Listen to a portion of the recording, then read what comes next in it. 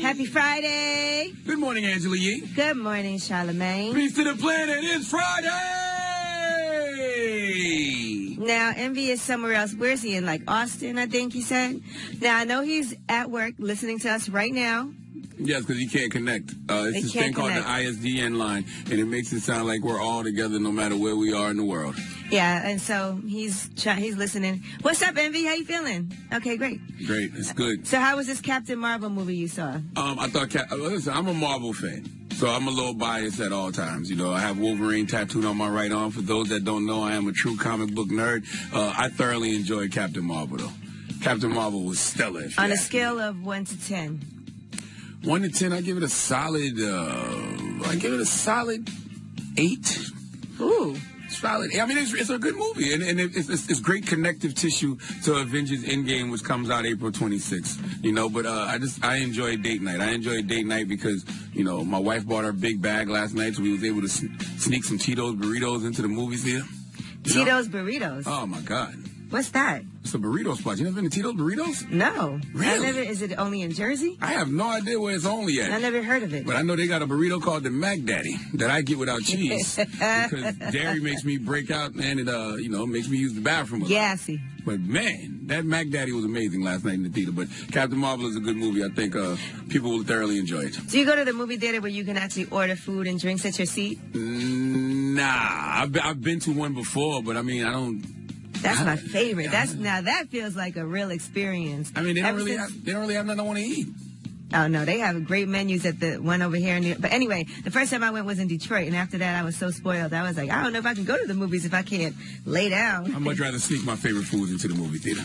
You know what I'm saying? Nothing like having some Chick-fil-A in the movie theater, or some Tito's burritos, or something you thoroughly enjoy. You know, right. Not saying I don't thoroughly enjoy the food at the movie theater, no, I am saying that because I don't. Yeah, you did just say that. Yeah, I don't enjoy it. All right. I mean, it's just finger food, right?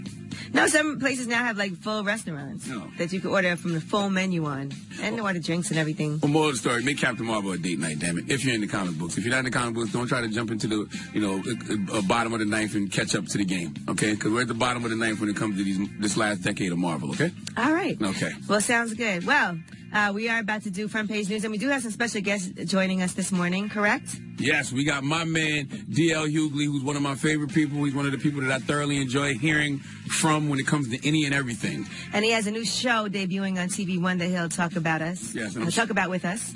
And I'm sure he'll get us in trouble today in some way, shape, or form. Now, Andrew Yang is also joining us this morning? Yes, if you don't know who Andrew Yang is, he's running for president in 2020. He's a Democratic presidential candidate. He's the guy who wants to do the universal wage for everyone. Mm-hmm. Universal basic income, and he has a book out as well, The War on Normal People. So you'll hear a lot about... I feel like I'm fighting every day. He comes from the world of tech, so he has a lot of different types of ideas. Yeah, I don't know if he stands a chance in hell of being president, but he's a very interesting person. All right, and front page news coming up, we'll talk about Paul Manafort. He was sentenced yesterday, and we'll tell you what you need to know about that. All right, it's all that and more coming up on the world's most dangerous morning show, The Breakfast Club. I wonder why Kodak Black trying to convince us that he's pulling up in the demon. Like, did he have to say pulling up in the demon on God? Like, we believe you. Okay. If you say you pull it up in the TV, we believe you, Kodak. You don't have to say on God. It's the world's most dangerous morning show, The Breakfast Club. Charlemagne the God, Angela Yee. I have no idea where Envy is. Envy's listening right now. Right now, he can't speak. It's like when you're playing basketball, you're on the bench, and you're injured, but everybody else is playing, and you want to join the game so bad, but all you can do is sit there and scream and yell from your seat. So I can call him a beige bastard, and he can't say nothing back to me? You would do that anyway. You waffle-colored Negro. We found out yesterday Envy loves waffles. You the color of cornbread. And they say you are what you eat. Yes. All right. Okay, front page news, what we got? Paul Manafort, he was sentenced yesterday. Now, he was sentenced to 47 months, which is almost 4 years, for defrauding banks and the government and failing to pay taxes on millions of dollars in income that he earned from Ukrainian political consulting. Lord have mercy. They actually are saying that he does have to pay restitution. That is going to range from $6 million to almost $25 million because we don't know how much money he will relinquish to the federal government when he has to forfeit that. And he said that prayer and faith helped him get through this time. Now, prosecutors had asked for him to get somewhere between 19 and 25 years in prison, but the judge felt like that was excessive because he lived an otherwise blameless life and he was a good friend and a generous person to others.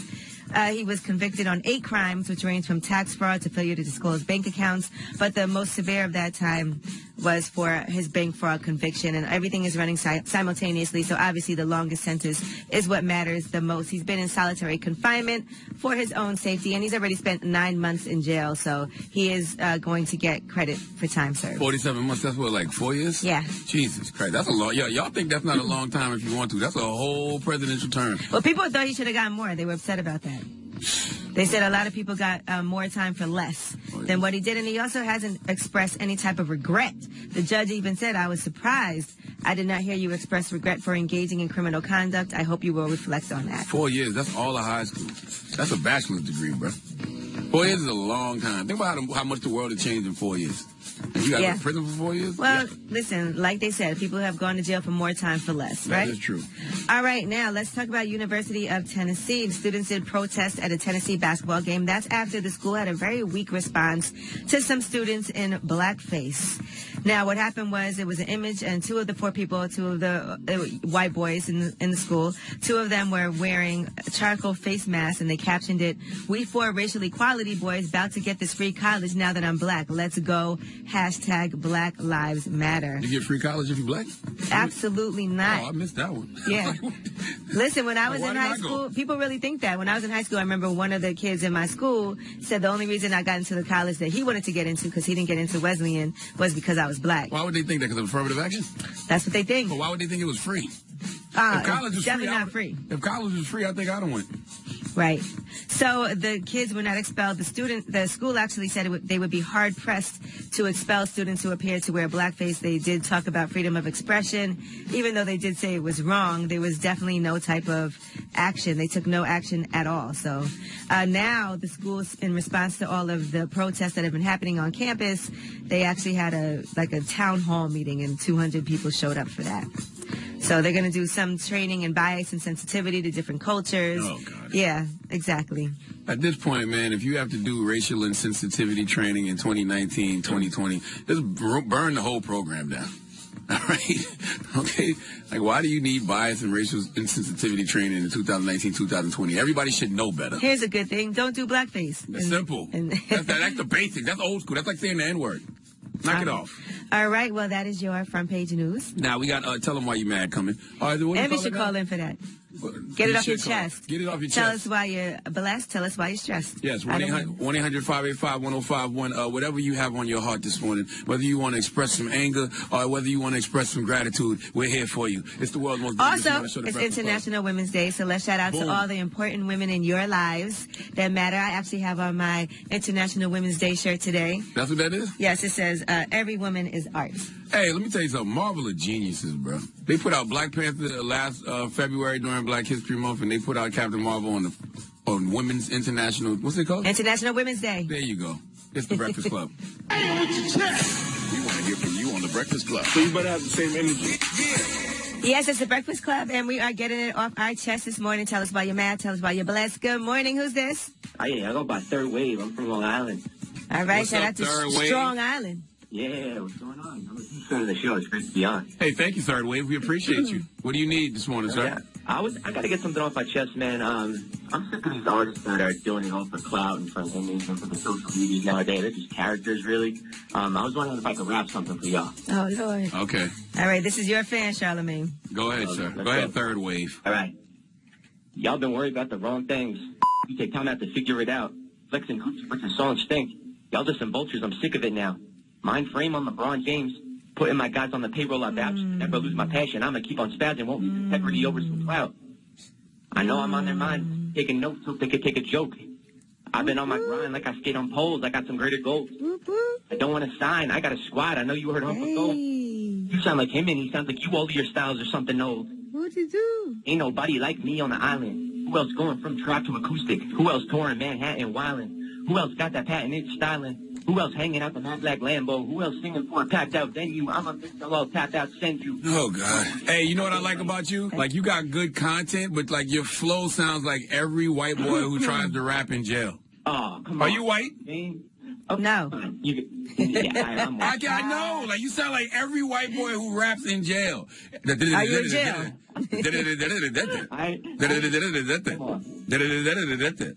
Hey, but you got good content, though. You got good lyrics. It's just the flow and delivery needs some work, brother. Yeah, maybe you and Charlamagne could work together. I would love to work with Charlamagne. That's my time. Yeah, I appreciate you, too, man. Have a blessed day. I'm praying for you. You too, man. All right, it is Get It Off Your Chest. Who's this? This Knowledge, man. How y'all doing? What up, Knowledge? What's up, man? Hey, Charlamagne, I was going to get mad at you about you saying you need a break from white people, but after what you just reported, man, I see why you like, I need a break from white people sometimes. Why do people act like white people breaks are bad? Like, if you watch a slave movie or you see another unarmed killing of a black or brown person and you don't see any white people outraged about it, you want a little break from white people. Yeah, I totally agree. Hey, Yee. Yes, sir. Do me a favor. Hey, man, I know we've been talking about kills, and all right, whatever's happening to kills, it needs to happen. But, man, let's discuss Amanda Seals and that road guy, man. Let's discuss her comments on it. Let's talk about it. Okay, let's hear what you got to say. It's a lot of misconceptions being not even misconceptions. They're actually lying on Amanda right now. Well, Amanda, when she was up here, said that he had some type of problematic behavior, but she never met him in person. But I guess she was planning to, and then a few people hit her up and talked about behavior that he had. I think if she had enough evidence, 8 people come to her, I think they need to go to the authorities before she used her platform to announce how creepish this guy was or is. You know what I'm saying? Just to get just do the right thing before she used her large platform to, denounce this man. That's all. Well, all she said was she had some experiences with him over the phone. She talked to some of her homegirls, and they said they had bad experiences with him. And then she said she told him, yo, you need to stop this predatory behavior. She said, I don't know what's going on, but you need to stop whatever it is that you're doing. I don't know. They said the naked part is what got me. If he did if that came, if he opened the door butt naked, that's inappropriate. I don't care. Yeah, it's definitely inappropriate. That's what she told him. She said, yo, this is what I heard you did to some other people, so you need to knock that off. Nah, we need to go to the authorities, get them involved, and let them investigate. That's inappropriate. That's inappropriate, period. I'm with you. I just didn't like the headline that said Amanda Seals lied on Myron. Because he didn't want to talk to her. Myron Roll. She didn't lie. She just said what she heard. Well, all right, man. Y'all keep achieving, man. All right, you too, Knowledge. We appreciate you. Peace, Knowledge. All right, we are doing Get It Off Your Chest. Tell us why you're mad. Tell us why you're blessed. Call us up, 800-585-1051, and get it off your chest. Envy, you should call us. Whether you're mad or blessed, we want to hear from you on The Breakfast Club. What's up? It's The Breakfast Club, and it is Friday, and we are getting it off our chest this morning. We got Kiki on the line. What's up, Kiki? Yeah, how y'all doing? How are you? I'm all right. Good morning. Listen, I got a problem. What's the problem? I don't understand, man, and good to ask you. I go to the store, my wife wants to need some gas. We pull over, we get the gas. And as I'm sitting there pumping gas, the young lady in the hoodie at 5 o'clock in the morning asked me, excuse me, sir, would you happen to have a cigarette? I said, no, I don't, but I do smoke cigarettes. So I went in the store, got a pack of cigarettes, gave her 2 cigarettes, went back to the car, and my wife was livid. I didn't understand why. I guess she didn't like you going out of your way for some women you don't know? Well, she wanted to Exactly. Maybe she wanted to... But it's a cigarette. It'd be one thing if you had the cigarettes already. So me going to get somebody else. You went and bought cigarettes for a stranger. But I smoke cigarettes. Yeah, so you was going to buy you a pack of cigarettes anyway, and so you just gave her some out of your pack. Well, actually, when she asked me, I said, he wasn't about to go buy them. Maybe your wife wanted the woman to ask you for some Grey Poupon. Grey Poupon? No. I just didn't get it. It's just $1 with a cigarette. Yeah, sometimes you just gotta be like, you know what? I'm sorry. I didn't mean to do something that would upset you. That's all. If your wife's mad, you ain't gotta fight it. You can't tell her what to be mad about. You just gotta figure out what made her mad and not do it again. There you go, Kiki. Now we got Chandler on the line. What's up, Chandler? Get it off your chest, Chandler. Hey, how y'all doing? I just wanted to talk to y'all Yee, this morning. Well, first off, tell your boyfriend to take you on a trip. Okay. Get on the plane, watch Lion King. After you watch Lion King. They do have Lion King on the plane right now. Yeah, see? Go to Disney. Go to Disney for a day because you ain't been there. Then after Disney, Go on like a little 3-4 day cruise just so you can see how it is. Hey, yes, I will try to experience some things I never experienced. I've never been on a cruise, I've never seen Lion King, and I've never been to Disney World. I appreciate that. Oh, for sure. And if he does that all with you, make sure you marry him. All right. Thank you, Chandler, for the advice. All right. Get it off your chest. Brendan, what's good? Hi. Hi. What's up? Is your name Brendan? That's Raiden. Hi. Why are you up so early, He's going to school. Because I'm school. Oh, okay. How are you this morning? Good. What's happening, man? What you want to talk about this morning, Are bro? you in a good mood? Are you happy or are you mad? It's Freaky Friday. No. Friday. Hey, where's your dad? Dad, no. Yeah, we don't need your little son participating in Freaky Friday now. But hold on. We could use that job. Do it again. It's Friday. I love it. I don't love it. It's funny. You lucky we ain't talking about eating ass today. We listen to you guys every morning heading to school, man, and he loves you guys. He's been asking to call y'all for a little while. I can tell you're a good father. Thank you. I appreciate it. All right, that's dope. No, listen, Freaky Friday originally was a movie where they changed bodies, remember? Oh, yeah, that was. So I that's remember what that he movie. meant. That's where Chris Brown and Lil Dicky got the idea for that video. No, let's not bring that up. That's exactly where they got the idea I know. from. And Lil Dicky called y'all an N-word through Chris Brown.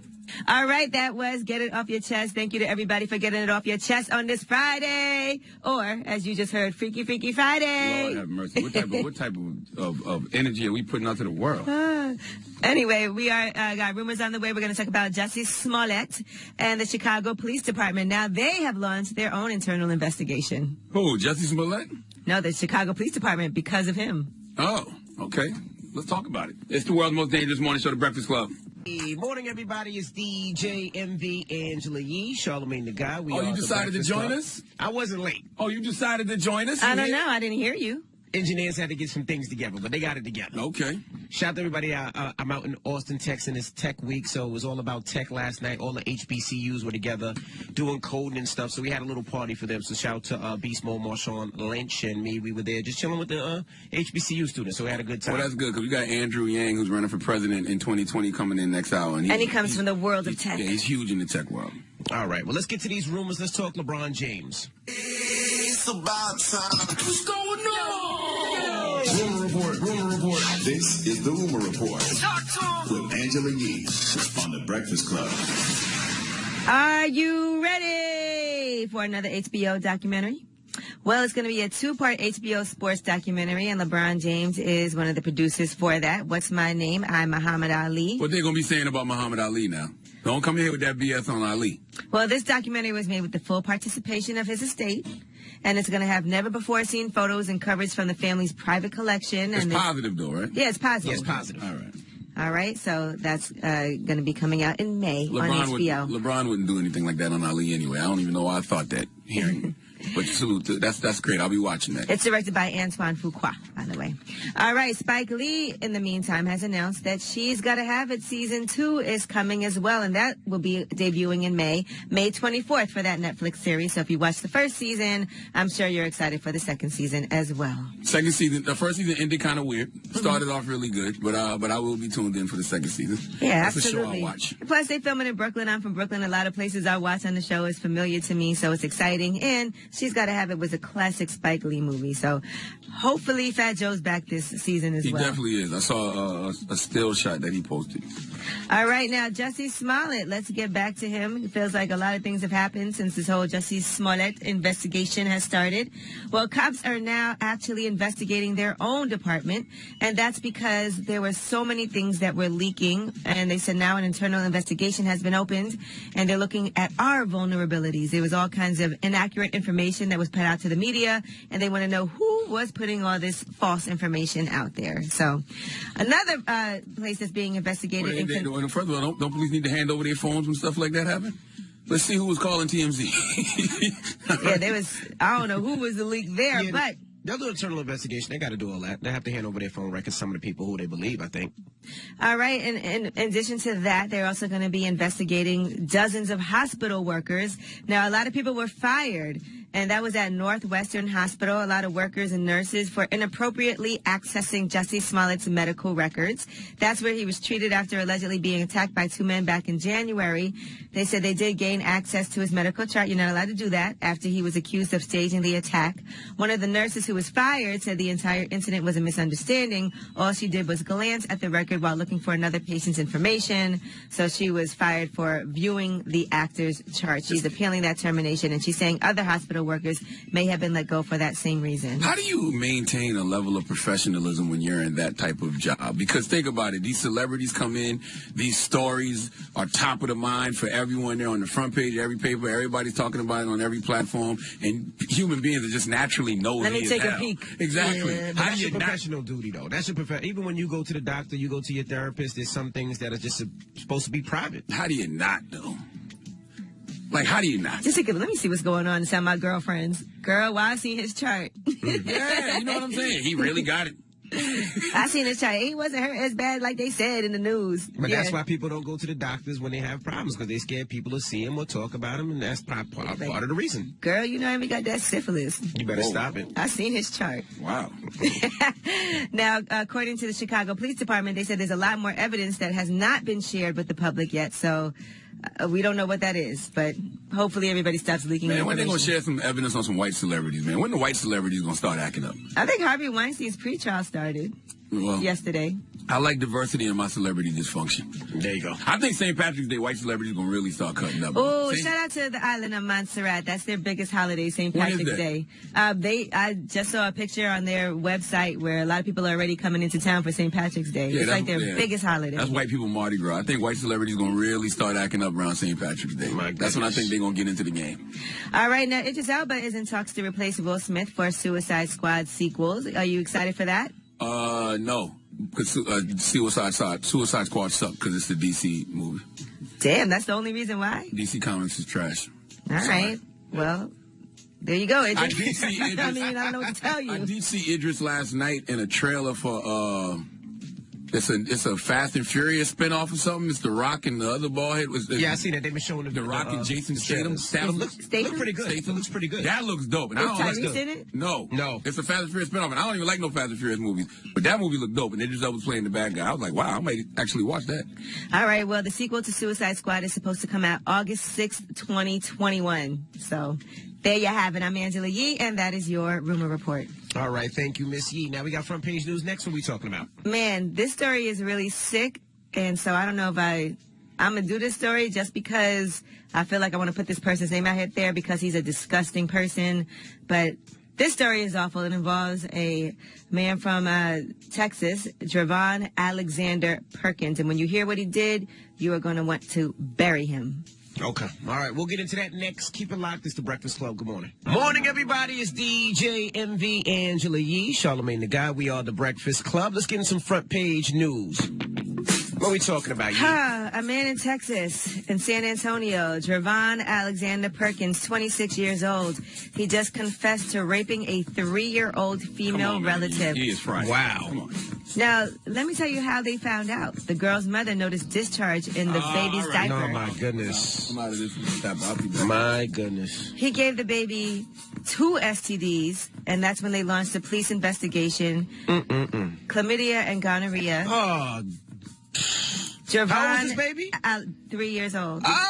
Get to the part when they killed him, when they let R. Kelly hog time and cut his If throat. you have Revolt, you can see what this man looks like. Javon Alexander Perkins is his name. He admitted during a polygraph test to raping the 3-year-old while he was high on drugs. Why is he still alive? Why is he still breathing? So he's in custody on $100,000 bond on a felony charge of super aggravated sexual assault of a child. If he's convicted, he faces a minimum of 25 years in prison. I hope they kill him in jail. They should kill him in jail. I hope he gets killed in jail. Like, how disgusting are you? Why did you even tell that story? I just wanted to put that guy's name up there in his face so you can see who he is if you know him and know how disgusting he is. I think you read that story this morning and you were disgusted and you needed to share it with everybody else because that's the way energy works. You need to get that off you. I saw the story yesterday you and feel I that way you want us to feel that way. Just people are absolutely nasty. All right, a teacher in the predominantly Mormon state of Utah was placed on administrative leave. That's because 9-year-old William McLeod had returned to school after attending Catholic Mass and he had the ash on his forehead, and his 4th grade teacher said it was inappropriate and made him clean it off with a hand wipe in front of his classmates. He started crying. Wow. Now, first he said he couldn't remove it because it's important. It's the beginning of Easter, but eventually he did remove it and started crying at 9 years old. So why did she tell him it was inappropriate, though? I don't know. I guess it's a predominantly Mormon state. It was inappropriate of her to tell him that. The teacher's name is Mona Patterson. She was called into a meeting with the principal and the school board, and she did call and apologize. But she has to know it was Ash Wednesday, though. Now she's been placed on administrative leave. Yeah, and he explained that it was his religion. It's the beginning of Easter. This is what I have to do. And she still made him remove it in front of the whole entire class. Yeah, I think she needed to give up religious discrimination for Lent.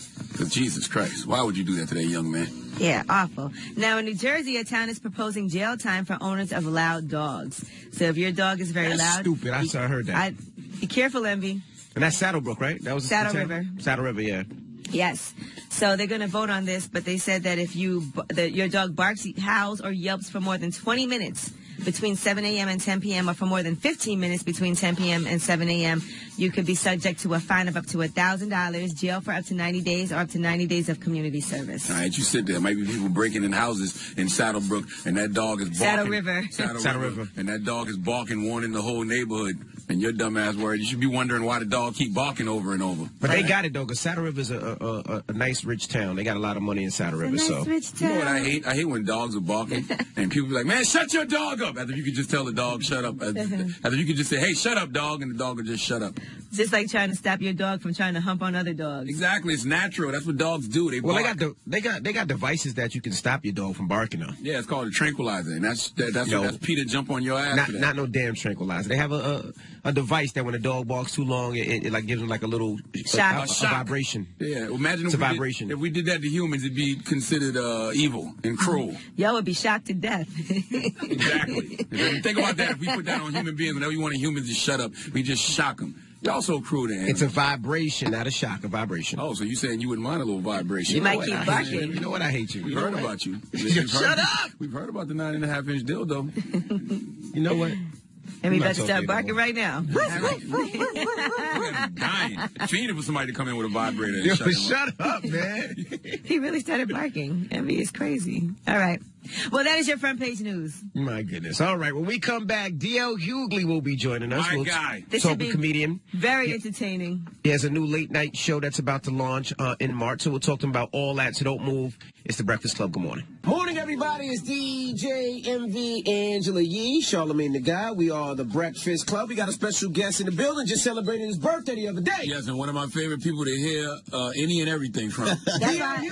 Yes, I'm excited because there's so much going on. I'm like, I can't wait because I knew you were coming on the show, and I was like, I can't wait for us to sit down with you. Who do you think was the biggest snitch this month? Michael Cohen, them two Nigerian dudes that beat up Jesse Smollett, or Tekashi 6ix9ine? Or Tekashi 6ix9ine. Who's the biggest snitch?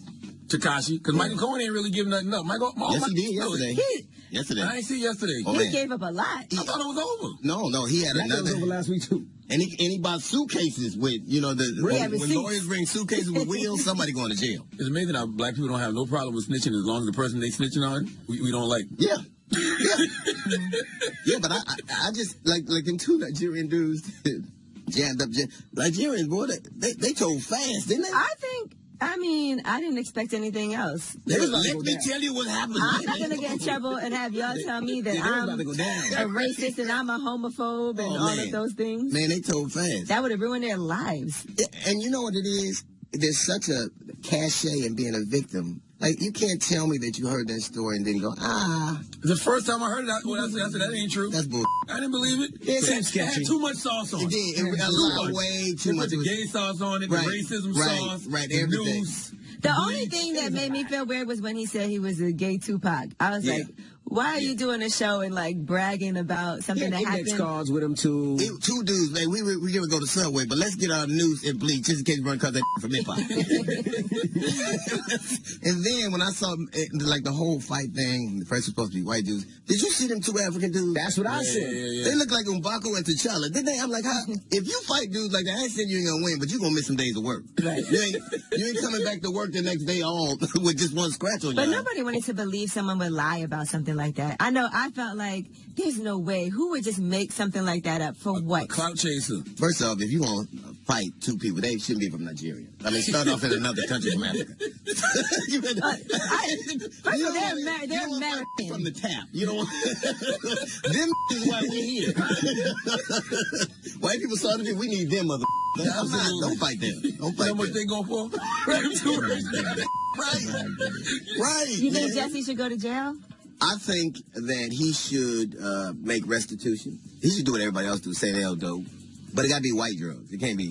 Cocaine or something? Yeah, opiates, do it. Okay, opioids. He already said that, though. Yeah, that's smart. Smart. And then make restitution. But I think whatever you get for lying to the police, he should get. No jail time. Yeah. You think it'll be hard for him to get work now?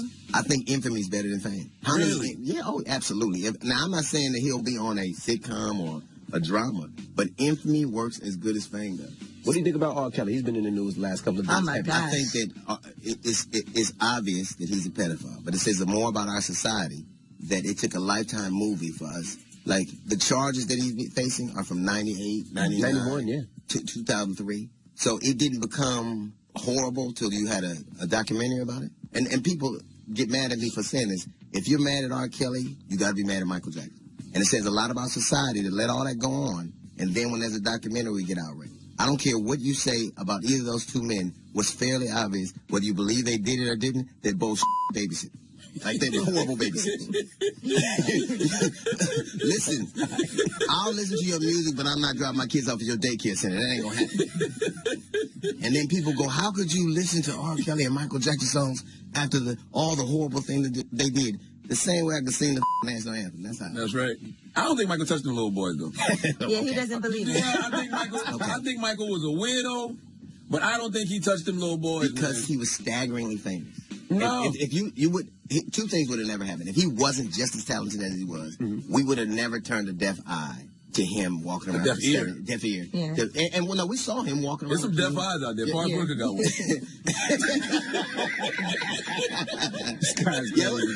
When I saw the butler and that eye was going every which way, I had to stop. I got vertigo around with that, man. I was like, you can't win that. I said, what are you talking about? But we would have, absent that much fame, people wouldn't make these kind of excuses. When he got in trouble the first time, how did your first witnesses 7-year-old boys? Like, how are children defending a man? But it's not strange that more kids didn't come up? Here's the thing. I can't say what happened or didn't happen. But serial killers don't kill everybody. They kill a lot of people. They don't kill everybody. Corey Feldman said something that I found interesting. He said that everything that he heard those guys say was true except for the sexual part. He was like, I don't think pedophiles can turn it on and off. I don't think so either. But here's the thing. R. Kelly and Michael Jackson were the same kind of person in that they both got in trouble for that thing and couldn't stop doing it. There is a reason, time after time after time, that you find yourself in those same circumstances. And there's also something else. When you are separate from your family, like his family being ostracized his family, he knows that they would have never won for that. You ain't gonna come. Joe Jackson ain't gonna let you be in the bed with kids. Right. Man, you better get them kids out the bed and fix your nose. You're scaring your mama. So I don't know what happened, but I think it says a lot about our society that the things that offend us were always there, and we waited till it was we could DVR it. Enough of this To Kill a Mockingbird. Let's get some white people now. Absolutely. I want diversity in my dysfunctional celebrities. Right. Elvis right there in the grave. He got a lot of bull we can dig up too. Here, the problem is at the same time the grand jury was looking at R. Kelly, there was a Cardinal McCarrick, who is the highest ranking American Cardinal. He was defrocked for molesting children over decades. How come he ain't in jail? Like, it was one dude said he was molested by his priest from the time he was 13 to the time he was 28. Now, if your priest still you at 28, you got a boyfriend. Like, come on, that's good. I think everybody who does anything to harm children, regardless of their status, should go to jail. 100%. My daughters are grown, so they'll sleep with me, and when we come to New York or we're on the road together and they're coming, we sleep in the same bed, and we'll post a picture, and you should see people going insane because there are a bunch of people in America or across the world that have not been touched the right way or have been touched the wrong way. So affection is foreign to them. But they said, like, I was 1 out of every 6 males has been sexually molested. 1 out of every 6 every males? 6, and they think that's low because who would you tell? We got 2 in this room. Yeah. Me and you. Yeah. I wasn't. That wasn't. You keep saying that, but you were. Yeah, man, you were underage. That girl was a sweet woman, and don't you put your mouth on her like that. She showed me you thought you loved your woman at one time. I did not think that. You said you liked it, but it's just a Jerry curl. I would get at 8. Why wouldn't I like? Yeah, that was nice. At 8. I don't see that as something that was horrible. You around, you ask for something, you get it. You're like, hey, girl, wait a minute. Like, I didn't want to keep doing it after a while. Like, my problem was I thought I was going to have to marry this brother. I'm like, wait, you might be traumatized and don't know it, though. Hold on, what made you stop, Dio? Because that's what I had the same reaction, too. I made her stop after a while. No. What happened was my mother, she came to pick me up. They said she found out. And my mother was like, who is this bitch? Oh, yeah, I remember you said that. Basically, your mother saved you. Yeah, and I was like, Mama, don't. And then when I was walking around, I was like, thank you, Jesus. You had like Stockholm syndrome, kind of. That's not true. You felt like you had to go. You're never going to see me on TV. It happened to me, too. But why you felt like you had to go? Because, you enjoyed it. Yeah, it was fun. But you didn't want to go. And you felt like you were saved when your mom saved you. Yeah, because I was tired of her. But so I you didn't enjoy it anymore. I feel like that after several nights. So you and your mom can come save you now from some women. Right. Just please. He's married. Where are you now? The feeling of wanting the motherfucker to leave after you have sex is not related to Stockholm syndrome. It's bitch, I'm ready to go to sleep. I know you. What can we talk about? All right, we got more with D.L. Hughley. When we come back, don't move. It's the Breakfast Club. Good morning. Morning, everybody. It's DJ Envy, Angela Yee, Charlamagne the Guy. We are the Breakfast Club. D.L. Hughley is here. Charlamagne? Now, D.L., I heard Terry Crews won't smoke. Here's the thing. In my experience, where I grew up, I was the first one, last one picked for a game, first one picked for a fight, right? So there were certain things I knew that if you did to me, I had to fight you. Absolutely. My problem with him wasn't what he did, it was what I would have did. You're not going to be my agent and touch my, you're not going to do it. Green, Black, and Chandler ran my TV show. He got disrespectful. I chased him. The dude, the president of the studio, I said, you're not finna do this to me. And I chased him off the set, physically gonna fight him. It's you can't do to me. My father taught me that. So you're telling me that the only way I can be a man is the way he said to do it? That's not it.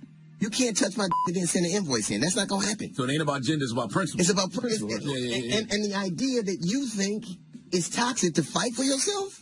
I think for him in that moment, it was shocking to him because he wasn't expecting something like that to happen. It was the environment that he was in. And so that's how he reacted, because I think sometimes if we're not in a position, we can say what we would do. But until it happens, you don't know what. But it's a reaction. Because it's shocking.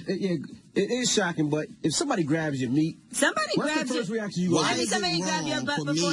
Yeah, but it was a difference. Somebody grabbed my butt. You didn't do anything. No, he didn't grab my butt. I finished DJing in the club. See? Right. I killed it. Now, this is what men do sometimes. Right. I'm walking out the club, he smacks me in the ass. Brow, good job. Right. You ain't playing no basketball games, you ain't football, you DJ. People do not do that to DJs. They do it a lot. I'm going to tell you. But it wasn't like, oh, Envy, here you go. Hey, I tell you the club was in Atlanta, though. Right. The club was down in Atlanta. Well, now. Was down in Atlanta. Some might have been like, if that was me and somebody would have did that to me. But Envy instead was like, it wasn't a sexual feeling. It was a smack on my ass, good job. And I felt funny at it, but I was like, damn, he was just trying to compliment. If anybody violates your person in a way that makes you uncomfortable, yes, that's the definition of assault. True. My problem with this whole idea is, when I was a little boy, this man down the street, he was drunk, pulled a gun on me. I'm 3rd, 4th grade. My father's going down the street to deal with this man with a gun. I'm on his legs. Please don't touch him. Please, he didn't do anything. Begging my father because this dude got a gun. Right. My father took that pistol out that man's belt, whooped him with it, and said, never touch one of mine again. If I saw that, you can't do that to me. And I resent the fact that you can only be a man the way he says you can be a man. And you know what's crazy? I feel like if I was with my woman the way that he was with his woman, I feel like my woman would have jumped up and said something before I even did. Right, but I'm going to tell you what. Yeah. If that had happened to me in front of my wife, it'd be hard to get a sandwich the next day. I know that. I'm not. So, and then what I really resent is how come those same people that are all up in arms about him being groped don't get just as mad when a dude that size gets shot? Wow. That's They real. only get if he was parked in front of their house, them same people all Me Too and right on him. If he was parked in front of their house and dark, they call the police on him. That's real. So stop with this fake bull about how you can this toxic masculinity and you can all be a man this way and he's expressing himself. You're not a man by committee. A man is a singular activity. Like now they have all these committees telling you what it is to be a man. I had a man to tell me how to be a man. Now, I'd rather be wrong with him than right with you. I can't admit, though, at my age right now, whatever blueprint I had of being a man, I have totally ripped up. Yeah. Because it serves me no purpose at this point in my life. Yeah. It actually kind of hinders me more so than anything. But you had a different experience. Like when he got mad, I'm like, what if I slap you? Well, if you just took that same energy, we're not having this conversation. Yeah, that was kind of wild. You're not ready to do that to me. Yeah. You think I'm going to let you do that? You think, now I ain't saying I'm going to win, but you ain't going to have I'm just going it's you can't do to me. Have you and Terry Crews spoken? Because I know you want him to be on your show. Of course I do, because I don't have to have people on my side to have an opinion. Right. And I don't have to have these arguments at Twitter. Like, I thought it was weird that interview was a year old, and then you get into some heat behind some bull. You defended some broad, they never get mad at you, and that comes up. Yeah. Like and I had seen him at Houston's 2 or 3 weeks after the interview, and we didn't speak to each other then. So you knew it happened. I was going to say, yeah, but you waited, so it ain't real to me. I'm not scared to have an opinion that people don't dig. I like your mind state, too, when it comes to just, who you are as a man, because I feel like it does have to be an individual decision based on your own principles. Because I saw him recently, he just got in trouble because he said something like kids who have a same-sex family are malnourished. Here's the thing. That's what Terry Crews did. He did say it, and I think that his idea wasn't off. Mm-hmm. His vocabulary was. And you know what you'll never see me doing? Apologize for what I said or taking it off Twitter. That I'm responsible for what I said. I'm not responsible for the way you interpret it. That's real. Like I remember when I defended Kevin Hart, they got mad. You don't like transgender women. That's ridiculous. No, I'll defend their right to be who you are. It's just me. I'm lazy. I like my women fully assembled. But people. These opinions are not the opinions of the Breakfast Club. But here's the thing. To me, nobody's above a joke or a perspective. Mm-hmm. That's what I want us to get back to, man. Can we get back to the jokes? Like, you cannot tell me you can't laugh at that R. Kelly interview this week. I'm cracked up. Come on. People are too sensitive, man. Let me tell you, not only do people want to tell you how to act, which is appropriate, they want to tell you how to think. Mm-hmm. Yeah, and you know what? And then you can't be afraid of the fact, well, not that you're afraid, but you can't not expect people to get upset either. What do you think of when Steve Harvey and Monique were going back and forth? I felt it was sad because I know both of them. Mm-hmm. And I know Steve gets a bad rap, and he's a good cat, and he tried something that I thought was cool, and I know she's in a different place. But the bottom line is, I didn't think he tried to embarrass her. I think that you can make a mistake. Like when they pulled up the meme of him talking about what he do for money, that was a 20-year-old joke. And they connected it to who he was right now. Right. And that was just insulting. It's like we go back in time, take things out of context. He was telling a joke that was on the best documentary, the most profitable documentary every day. Everybody laughed at that right in front of everybody. And all of a sudden, 20 years later, you take it out of context and he's a sellout. Come on now. I thought that was out of line. All right, we got more with D.L. Hughley. When we come back, don't move. It's the Breakfast Club. Good morning. Morning, everybody. It's DJ Envy, Angela Yee, Charlamagne the Guy. We are the Breakfast Club. D.L. Hughley is here. Yee. You know what I find about you is that some things you say I agree with and some things I don't agree with. But it just is what it is. That makes us human. Right. But I still like you as a person. Right. Even though I might be like, I might be like, Dia is ridiculous. Yeah. Yeah. Or this thought is ridiculous. Yeah. You know what I'm Right. saying? Yeah. But it comes from my wellspring. That's like right. my wife gets mad all the like I'm telling you, every day she's mad. Her and my daughters are mad about something I say. And I go home and cry in a pile of money. I don't care what you think. You think you live where you live because of what you think? That's Are they ever able to convince you or change your mind? Since I know you're, Dia, I look at you as a person who's very set in your ways. Sure. And like you said, you say what you say, you don't apologize. But can you ever say, Sure. you know what, I look at this differently, I was wrong? Sure. And when it happens, I'll call you and let you know. I want to hear about it. We'll talk about it. We gotta leave in a second. It's kind of wild though, because like I'm sure that you used to get this too. My mom have been telling me for the longest, I don't know how to talk to people. Right. So it's just like, so when I hear from my wife now, it's like I'm hearing my mom all over. She wasn't lying. Like, but you know the funny thing? But you talk to people for a living. I know. You still don't know how to talk to people. Listen, I don't know. listen, I respect my mother and father. I love them, but you push the broom. I dig it. Now, if I was talking about cleaning up an area, I would listen to you. I'm not talking about that. Oh my God. See? There he goes again. I love my wife. She's the sweetest woman in the world. She goes to church all the time. I don't with it. I'm telling you. We're not here because of your perspective. We're here because of mine. Like, I love my daughters. My daughter's going to get married to. Is your mama's spots going to pay for that or mine? Boy, as I'm saying, the Root about to take this clip and take a now chauvinistic view of DL Hughley or problematic. But think about the support that your wife gives you to make you who you are now. Sure. That's absolutely right. Yeah, that's part of what it is. That's some support right there. A plane can't fly, and it has to have weight, lift, and drag. It needs all those elements to fly. But it still wouldn't be a plane without the plane. Think all that other could exist. Because you might be a loose cannon out here without your wife. I'm sure I would have several uncurable sexual diseases. Hey, I just want my wife to know if she's watching, you're the pilot of this plane, baby. No. My wife is the pilot that is not a jumbo. Like where we go, where we live, what color houses are. But you can't listen to how I think. That's a fact. Nobody can. Mm-hmm. Like my son, I love my son. My son is the best human being I've ever met. But I don't with you like that. You're not gonna tell me what to do. Why? Because you were slow anyway. Oh my God! Here we go. You know what? You got a point with that one. He got a point with that one. You got a good heart, but that don't mean I'm gonna make this paper mache and leave me alone. What are you doing? What are you doing? Although sometimes the perspective of somebody who loves you and cares about you is valuable. It is valuable, yes, but not more valuable. Sometimes people are right. Sometimes people are right. They are.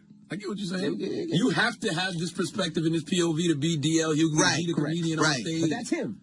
I could be a better person. Right. Yes. But I'm not trying to be a better person. I get what he's saying. I could be a better person. But be a f***ed up comedian. Right. I get what you're saying. I like the place. I like where like you know what it is? I haven't liked me for a very long time. Mm-hmm. But now I like with me. I with me. Me too, man. Okay. I feel you, bro. I feel you. When I'm talking, I slow down and hear what I gotta say. Goddamn it, I want to hear it. Do you know how long? Like when it's only you all by yourself, all the time. If something goes wrong, I'm the first one that goes. When a bill comes to that table, when I owe the IRS $1 million, she didn't go, let me get a job. She went, you better handle it. Well, tell them about your talk show, man. It's going to be all this. Listen, I'm excited to watch what this. network is it? TV One. You know how black people take a chance on. TV One. Let's go. That's all we need, though. After CNN, they were like, nah, we ain't going to do That's that. all we need. When does it start? March 18th. The basis for this, what I want to do is what you all do. I think you challenge convention. I think you're human, and I think you're bright. And I think that's a rare combination. So that's why I think you guys are successful as you are. And I'm gonna try to do the same thing. Oh, only you've been doing it. Not as nice.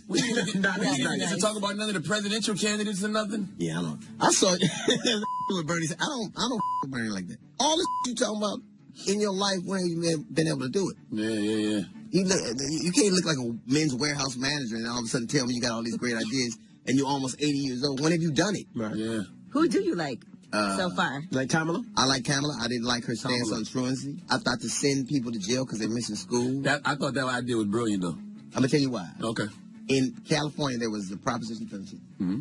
It tied everything to property tax. So my neighborhood specifically wasn't wealthy, so they took away our buses. They took away our after-school programs. So we didn't go. So we had to walk 7 miles from my neighborhood to Gardena High through other neighborhoods. Mm-hmm. So if you walk into school, all the gangsters didn't go to school. You went to with nerds. So they went to school, and every day you got your ass whipped. So you got tired of it. You stopped going to school. Yeah. So it was cause and effect. So why would you punish me for somebody taking those resources away? If you look directly at what happened in California, Proposition 13 and the spike in crime and drugs was because they took those resources. No after-school program, no job program, no buses, no summer program. No, you're absolutely right. But here's the thing about the transfer program. She didn't lock nobody up. It was a scare tactic. She was like, if these kids ain't coming to school, I'm going to come lock the motherfucking parents up. But why scare? Sometimes you got to scare. Okay, but even if you can't scare somebody into changing their circumstances. That's true. Right. You're going to punish poor people for being poor. And what do you think about reparations? All this conversation about reparations. I think absolutely is. Let me ask you something. You pay reparations to Japanese. That's right. Why is that a foreign concept? If you gave us a fair shot, which is a fair education, which we get just as good as everybody else, that to me could be some kind of reparations too. But you can't just say we don't owe you.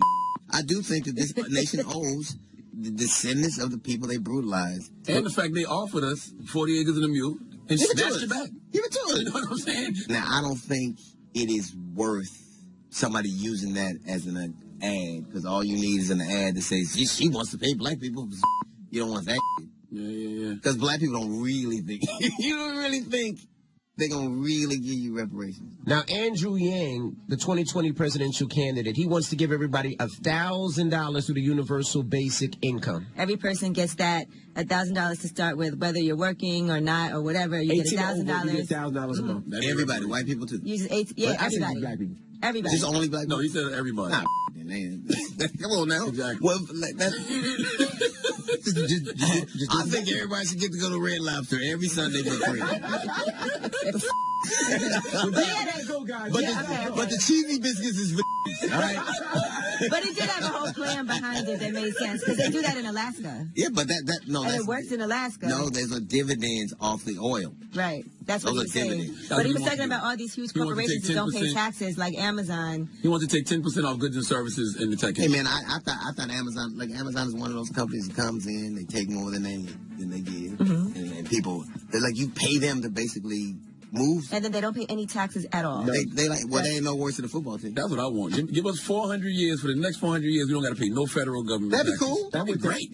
I'll take it. I'm with it. Or a deduction. Like, what's your deduction? That's one exemption. Now, that's one exemption. If you excuse me, I'm going to get my free cheese. D.L. Hughley, ladies and gentlemen, make sure you check out his show. March 18th. The D.L. Hughley Show. It's the Breakfast Club. Good morning. Good morning, everybody. It's DJ MV Angela Yee, Charlamagne the Guy. We are the Breakfast Club. Good morning. What's happening? Good Happy Morning. Friday. And happy International Women's Day yet again. Yes, happy International all Women's day. Day. Yes. Now let's get to the rumors. Let's talk R. Kelly. It's time. She's spilling the tea. This is the Rumor Report with Angela Yee on the Breakfast Club. Well, part 2 of R. Kelly's interview with Gayle King aired yesterday. And what we did learn was that R. Kelly does not have that much money left, despite having written all those hits and been on the road and all these performances. Here's what he said. Kelly says what really caused him is the people who had access to his bank account, something he found out from a bank teller. I had like $350,000 in the bank. And I told her, look, take that. I'm going to start a new account. And that's the way it is, right? So she said, okay, it's going to take 6 or 7 business days to clear. Does that make sense? Hell no, that doesn't make sense. You can write a check from one account and put it into another account immediately if that's your money. R. Kelly should have $300-something million in the bank, man. 300-something thousand? Jesus Christ, what has he been doing with his money? All right. In addition, he doesn't like the hog tie people. Some of the things that he says are untrue, like his ex-wife, Jaya Kelly, says that he hog-tied her. Well, he responded to those allegations. Why is she making that up, Robert? Sent me something on my phone and said that I hog-tied her. I don't know how to hog-tie people. What would I hog-tie? My kids is listening to this, all of this nonsense, and I ain't been spend no time with them. This is real. This is not a lie. What kind of woman would tear down a dad who's trying to have a relationship with their kids? You know how many kids need a relationship with their father? What is your relationship with your children? Oh, my God. 0. What kind of grown man would pee on other people's kids? Listen, man, I listened to this hog tie clip about 572 times yesterday. What is a hog tie? How do you hog tie somebody? Let's play that one part again. That part is so damn funny. I need R. Kelly to do a compilation album. Stop it. About nothing but hog tying. Well, why is she making that up, Robert? Sent me something on my phone and said that I hog-tied her. I don't know how to hog-tie people. What would I hog tie? What is hog tie? Can you imagine? Imagine all the songs he could remix with hog tie. I believe I can hog tie. Bumping hog tie. Stop it. Step in the name of hog tie. Stop it. Hog tie. Well, I'm sure J.R. Kelly doesn't want to hear jokes about that. When a woman is fed and hog tied. Now, Sparkle has said that these breakdowns that R. Kelly is having are just another act, and that he's not. It's not really true. He's just treating life like a stage. Half but on a hog tie. she does feel like it's time that he learns a very important lesson. And by the way, there's going to be a 1-hour primetime special showing even more of this interview tonight. They got to stop with this comedy at show. 8 p.m. Listen, I know that. Listen, it's hard not to laugh at this, bro. I don't care. This is hilarious. All right. Nobody gonna tell me how to hog tie? Like, what is hog tie? You never seen like when they roast a pig and they tie it up and they tie the hands and they spin it? Kind of like, yeah. Well, you don't have to spin it, but let's learn together, Envy, and then we can go half on a hog tie. All right, now let's talk about Azriel Clary, who lives with R. Kelly still. You know, Azriel Clary and Joycelyn Savage were there doing interviews as well with R. Kelly, watching from the background, from behind the door. They said he tried to stop the interview a couple of times, but he didn't end up really stopping it. But I guess things got very touchy. Well, it turns out that according to Azriel Clary, her parents were trying to blackmail R. Kelly. Here's what she's saying. When I was 17, my parents were actually making me, trying to get me to take photos with him, take sexual videos with him. And they said because if they ever have to blackmail him, what they're trying to do now, they can use it against him, which is exactly what they're doing. Both of our parents are basically out here. They're trying to get money and scam. That's crazy. Now, according to Azriel Clary, she says that her parents actually forced her to do certain things. Here's what she said. My parents made singing like a job for me. It's not something I wanted to do. And not only that, I even tried to kill myself because I did not want to sing, as a cry out for help, to tell them this is not what I want to do with my life.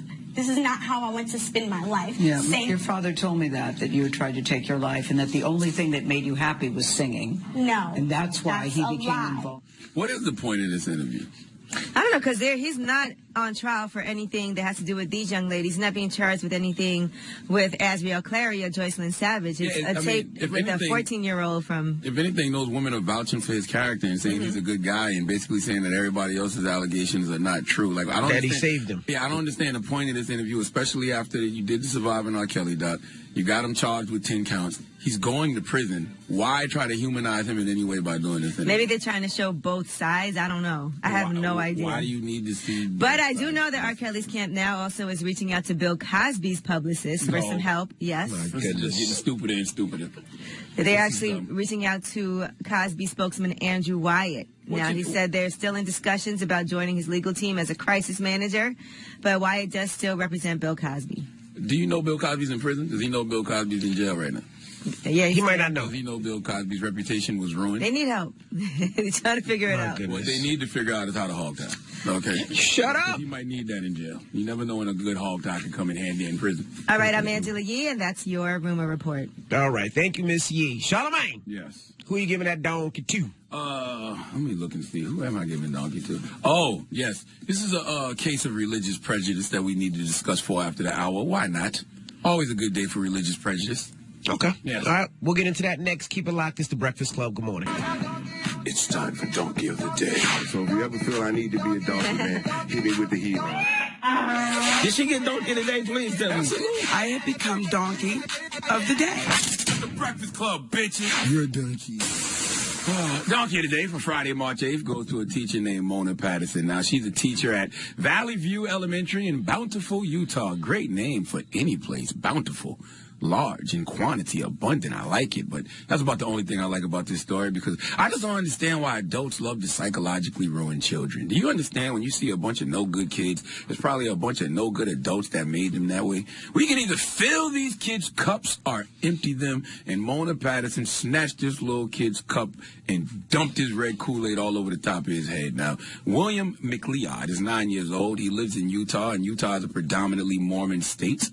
Well, William and his family are not not Mormon, and they have the right to not be Mormon because of this thing called freedom of religion. Okay, it's in the Constitution. It's called the Establishment Clause. Congress shall make no law respecting an establishment of religion or prohibiting the free exercise thereof. We all have freedom of religion, but just like most things in the Constitution, it's not honored. The Constitution is the most disrespected set of legislation in America, and it grinds my gears when I don't see simple, basic constitutional rights being honored. And William's right to freedom of religion was not honored because William, 9 years old, had just returned to his school after Catholic Mass.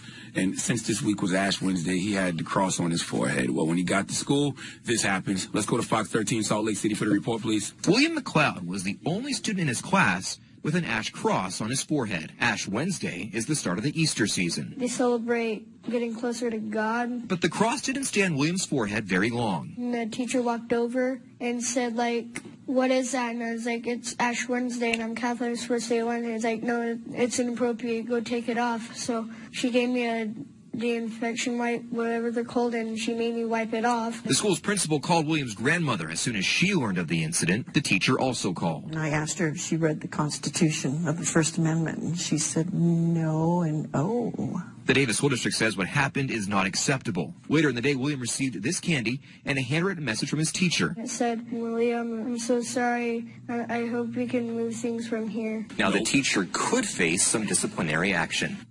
Could? No, she should. As soon as she asked, what's that? And he said it's Catholic, it was his religion. Mind your damn business. All right? It's hard enough as an adult to protect what's in our heads. All right? That's why my ass is in therapy every week right now. Literally this morning, I'm reading my Daily Stoic, and today's Daily Stoic is don't unintentionally hand over your freedom. Every day, we hand over our minds to social media, to TV, to what other people are doing, thinking, saying. We got to protect our minds. We must maintain control over our minds and perceptions. Doing that as an adult, okay, is hard. So imagine when you're 9 and just trying to figure this life thing out as a child. That's why adults are here to properly guide kids. We have to be the adults that we needed as children. So if we as adults understand that we can't just unintentionally hand over our mental freedom, why would you as an adult, Mona Patterson, intentionally snatch away the freedom of this young man, William McLeod? He's only 9. All right, his family has been instilling Catholic values in him his whole life. He just came from Mass. This poor little boy, only 9 years old, probably hasn't even sinned yet. So his cross on his forehead didn't represent a person's grief and a mourning for his sins. It represented that he belonged to Jesus. All right, that young man was on a mental, spiritual high that you ruined for no other reason than your religious prejudice. It amazes me when I see religious people hating on other religious people, because whether you are Mormon or Catholic, you all have Bibles.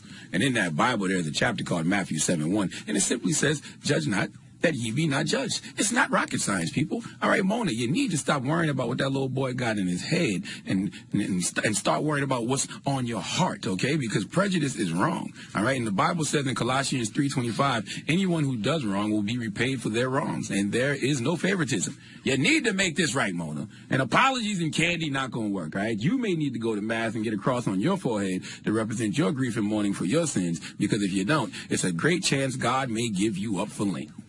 And send all your prayers to his spam folder. Please give Mona Patterson the sweet sounds of the Hamiltons. Oh, now you are the donkey of the day. You are the donkey of the day. Yeehaw. All right. What if it would have been a tattoo? Oh, it couldn't have come off. You know, we got Andrew Yang coming in next, man. He's coming up next. 2020 Democratic president, and I'm really happy that he's coming, but I'm also disappointed because today is Freaky Friday. And you know what? We're not going to get freaky with Andrew Yang. Definitely not getting freaky with him. A great Freaky Friday question would have been today. What? Have you ever been hog-tied? You know what? Thank you, Charlamagne.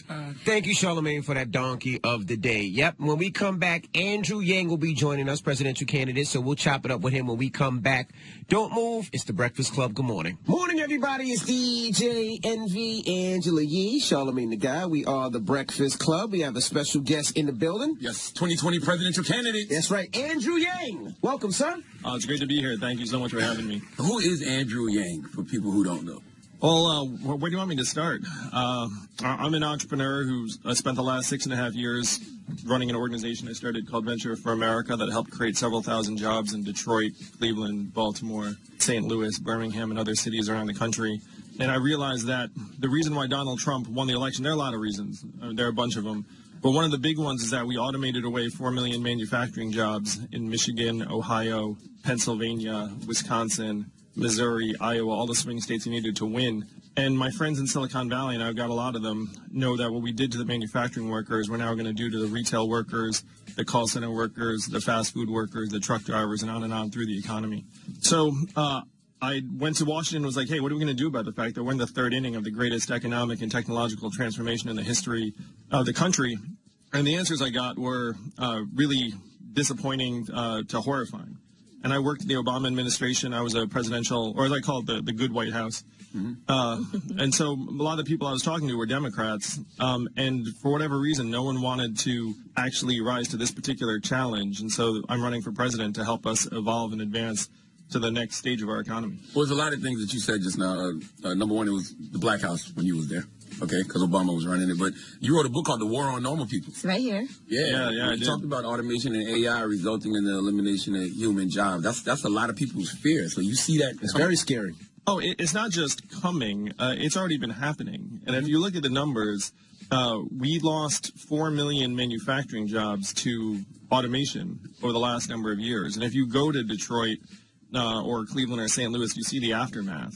And I studied economics in college. And so according to economic theory, all those workers would get retrained, reskilled, find new jobs, and all would be well. But then when you actually go to the communities, you see that about half of them left the workforce and never worked again. And of that group, about half filed for disability. Then you saw a massive surge in alcohol use and drug overdoses, depression, and suicides and depression. And so there's a lot of despair, a lot of suffering, and it's going unaddressed around the country. And unfortunately, it's just going to ramp up. So one of the things I'm trying to tell people is like, look, this is no longer speculative. This is not like, we should keep our eye on this. This has been ripping a hole in our communities and our society for years now, and it's about to pick up steam. So why are Trump supporters worried about Mexicans when they should be worried about the robots taking the jobs? That's my exact point, man. It is not immigrants. Immigrants have nothing to do with the economic distress many Americans are feeling. It's the fact that technology is advancing to a point where our labor is less and less central to the economy. So build a wall around Silicon Valley. So, yeah, what do we do about that? Yeah, what do we do indeed? What's the solution?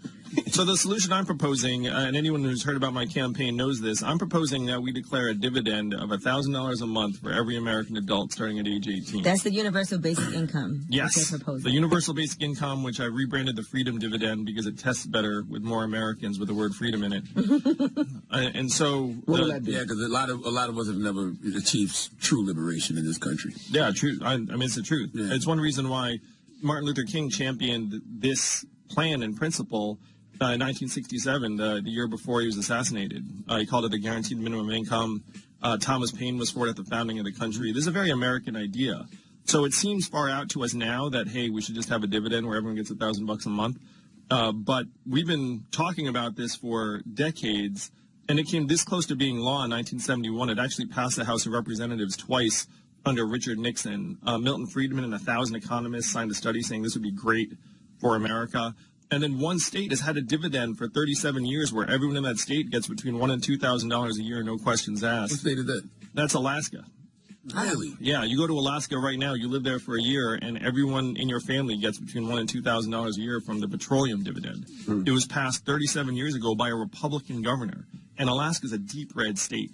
This Republican governor shows up, 1982, and he's like, hey, there's a lot of oil money. Who would you rather get it? The government who's just going to screw it up, or you, the Alaskan people? And then the Alaskans said, us, please. And he's like, I thought you'd say that. And so then he passed his dividend. And now it's wildly popular, has created thousands of jobs, has improved children's health, has decreased income inequality. And what I'm going around the country saying is, look, what Alaska is doing with oil money, we can do for the entire country with technology money. How is that possible? Where's the money coming from?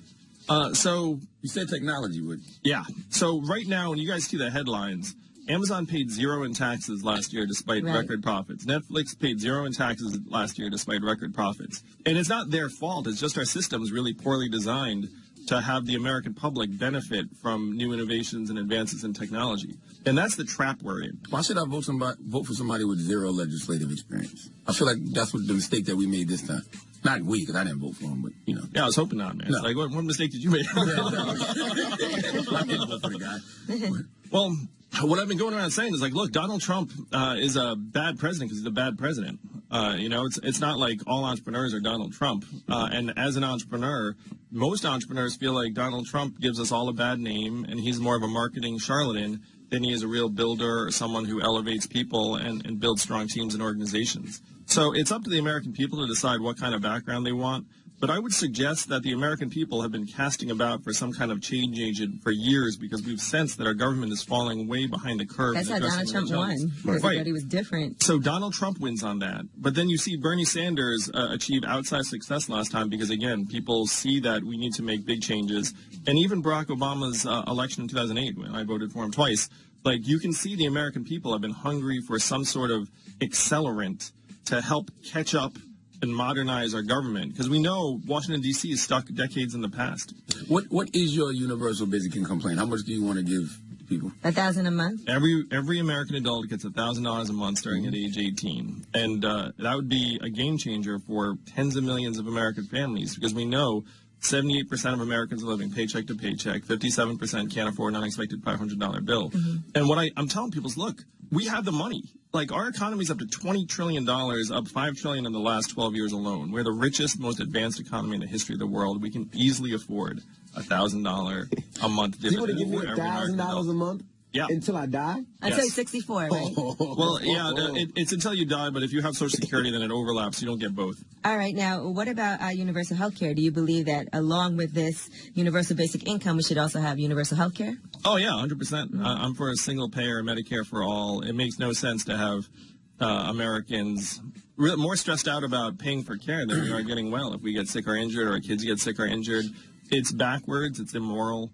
And I'll tell you, this is another thing where people are like, where are you going to get the money? Where are you going to get the money? We spend 18% of GDP on our healthcare, twice as much as other countries, to worse results. We have plenty of money. It's just the money's not on the public bottom line yet, but it should be. So I've been the CEO of a business, and I tell people very honestly, like, our healthcare system makes it harder to hire people. It makes it harder to treat people like full-time employees because you just want to turn them all into contractors and say, hey, you know, like, you're just healthcare, absolutely. Yeah. It makes it harder to start a business. Makes it harder to change jobs.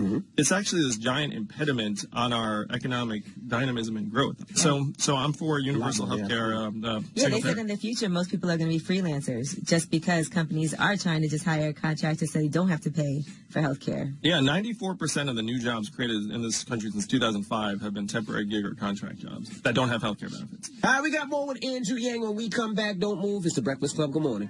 Morning, everybody. It's DJ Envy, Angela Yee, Charlamagne the Guy. We are the Breakfast Club. We have Andrew Yang in the building. Of course, he's running for president for 2020. Let's say we decide to tax Amazon, right? Doesn't Amazon close up, go to a country someplace where they get huge tax breaks, and then we lose all those jobs again? Well, again, every other advanced economy already has a value-added tax, and Europe's value-added tax is twice what I'm proposing. So where are they going to go? Like, we are the #1 consumer market. Is how they're going to stop selling here. The other thing is that as president, I would make all of the tax incentives provided by cities and states for companies to move 100% taxable. I would get rid of that stuff because it makes no sense to have cities and states fighting to give tax breaks to the Amazons of the world, where from a national point of view, we don't care what city or state they're in. Right. And Amazon should be making choices based upon what's best for their business, not who they can get the biggest concessions from. Now, you're saying $1,000 a month. You're saying free health care. Now, what about weed and what about colleges? Free college too? Free tuition too? No, no, I said public health care. Public health care. Yeah. But because I was going to ask you about marijuana. And marijuana, yeah. And legalizing marijuana, there's a lot of money to be made from that as well. So what do you think about that, and where should that money go?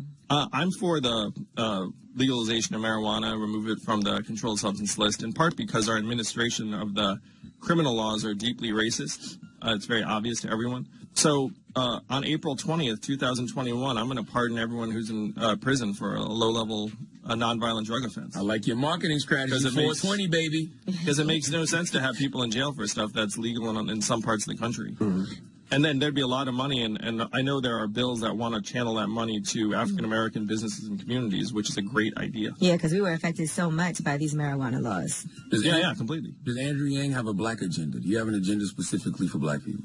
Well, a lot of it overlaps with my overall agenda, because I think that the freedom dividend and universal health care would go a long way. But I'm for getting rid of private prisons. I think it makes no sense to have prisons that have a profit motivation. Why do y'all think all black people in jail? I mean, again, it affects everyone. Yeah.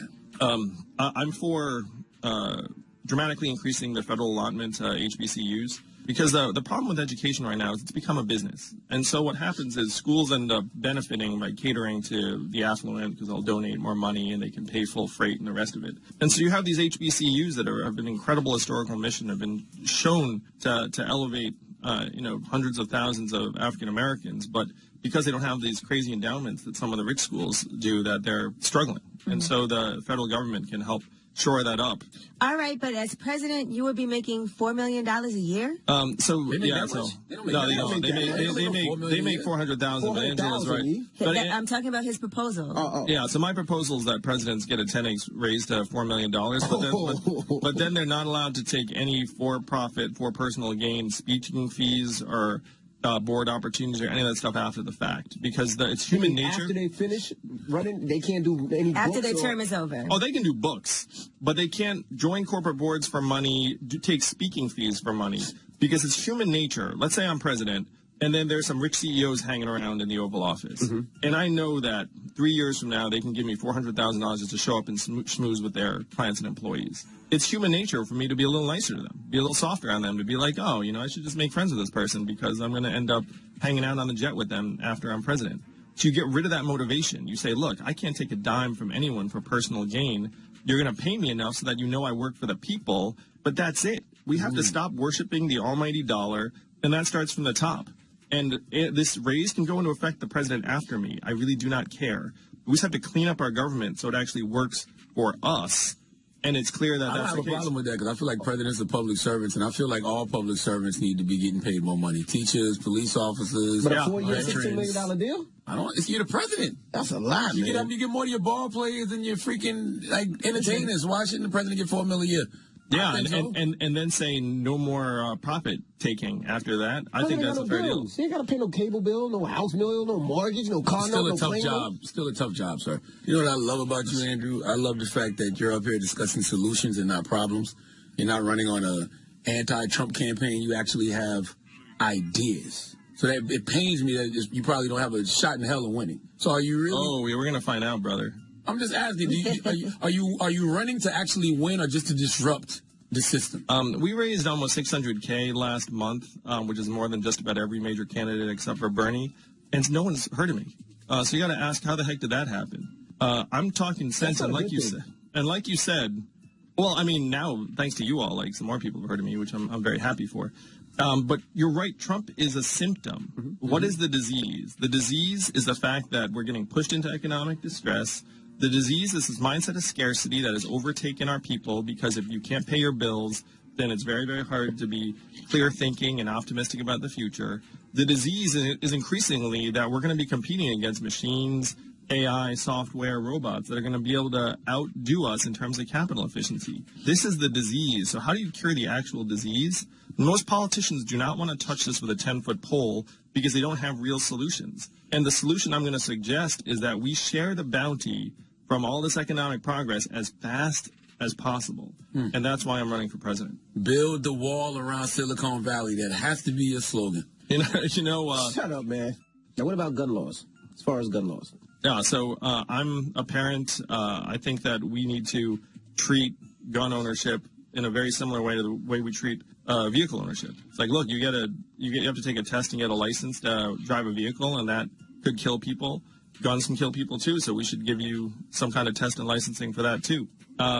The hard part, the challenge of this is that there are 300 million firearms in this country. It's like almost one for every man, woman, and child. And there are limited ways you can actually try and reduce that number. So a couple of things I would do is I would have a voluntary gun buyback. Anyone who wants to sell their gun will buy it off you.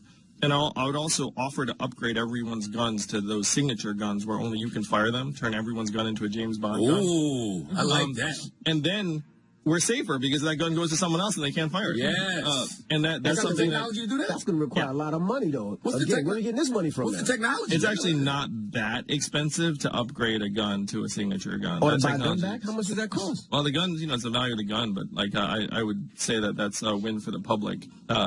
And, it's not like everyone's going to go and sell their gun all at once.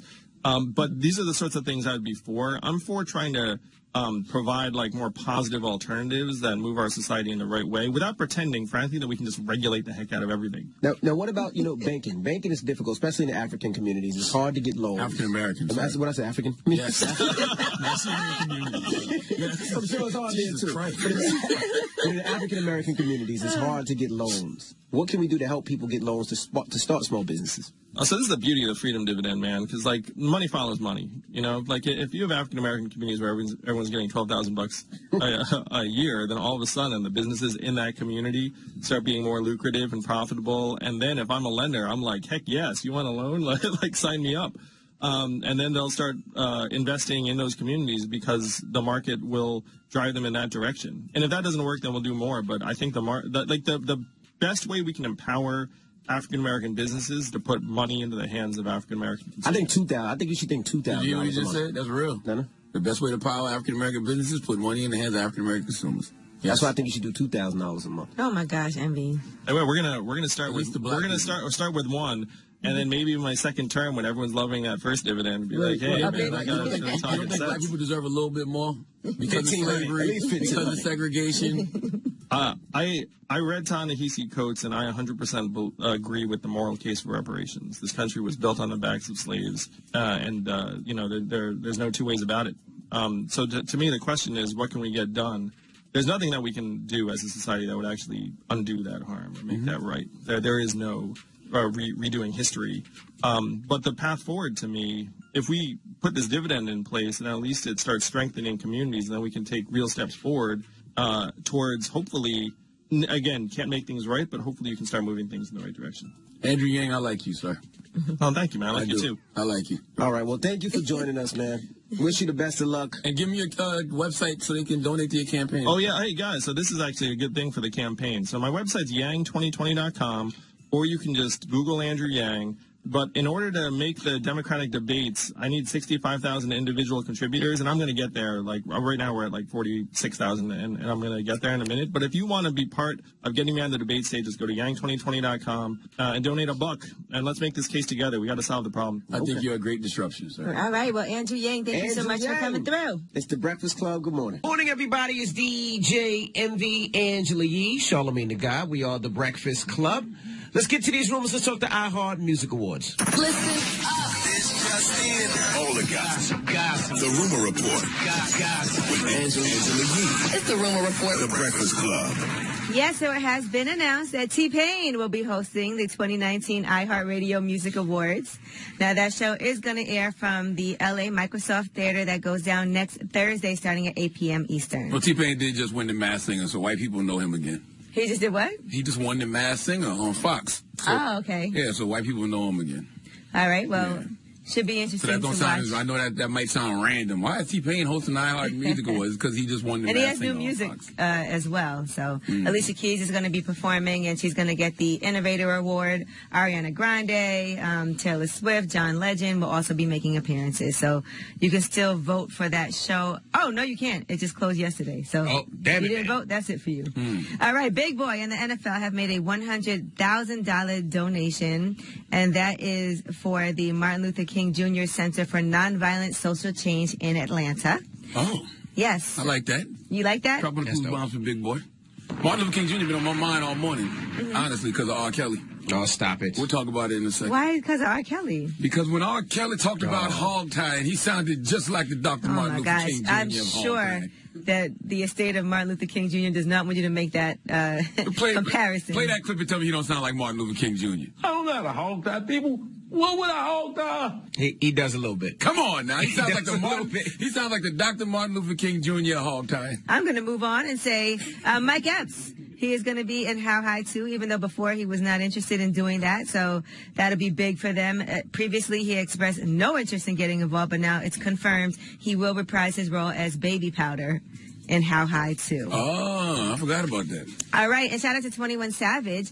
Now, we talked about his 21 Savage bank account campaign, and the goal of that campaign is to boost financial literacy in children across the country. He's partnered up with Get Schooled and Juma. Well, he's also going to teach a monthly online seminar with tips to help viewers invest in their future. But he's also announced that he's going to work with Juma to make sure that 150 jobs go to at-risk Atlanta youth this June. Here's what he said. Not in school, can't find a job, sign up with Juma for a paid job that gives you experience and training. That will also help you build a career and connect you to your next opportunity to step up your game. All while making money. No experience necessary. Go to juma.org/apply now. All right, that's dope. That's what makes a difference. FYI, 21 has been doing stuff like that in the community, so I don't want people to think he's doing that just because of his latest case. He really has been doing it. Remember he was on Ellen with that big-ass check? Yep. You know what I'm saying? He's All been right. doing stuff like this. And Kanye West is suing EMI, and he's saying it's because of a servitude contract, because it's a contract that's more than 7 years. Now, according to that suit, Kanye West signed a contract with EMI back in 2003. He did get tens of millions of dollars from EMI from that, and the money was paid to him after he signed 7 different modifications or extensions to that deal. Now, the problem is this. He's trying to say this is a lawsuit in California, but he did sign that contract in New York. In California, if the contract is more than 7 years, then it would be servitude. But in New York, we don't have that. So, don't know. But the label is saying they want to block his lawsuit because it should have been filed in New York if he tried to do that. Can we revisit R. Kelly? No. I don't want nobody to think I'm being disrespectful by saying that he sounded like Martin Luther King Jr., because he really did. And I think he channeled MLK Jr. on purpose. Just listen to this cadence. This is great acting. He was warbling. I don't know how to hog tie people. What would I hog tie? I have a hog tie. Oh, boy. I may not hog tie with you. Oh, boy. Hog ties cannot drive out hog ties. Only hog ties can do that. All right, let's leave Martin Luther King Jr. out of this. A hog tie Please. anywhere is a threat to hog ties everywhere. Hog ties at last. Hog ties at last. I'm Angela Thank Yee. God Almighty. That's your rumor report. Bye. My goodness. All right. Thank you, Miss Yee. All right, now when we come back, of course, tomorrow is the anniversary of Biggie's death. Oh, dropping the clues bomb for Biggie Smalls, man. How many years has it been? Spread love is the Brooklyn way. I'm not sure how many years. It's got to be about 25 at this point. I'm not sure, but we're going to play Biggie in the mix, all right? Let me know your favorite Biggie joint at DJ M to get your request in 800-585-1051. He passed away in 97. You know I'm bad at math. So that's what, 22 years. 22 years. Salute to my man D-Rock. Salute to the whole Junior Mafia. Salute to Diddy, man. Puff, yeah. Biggie still, his music is timeless still to this day. That's right. Well, let's do it. Day! It's the Breakfast Club. Good morning.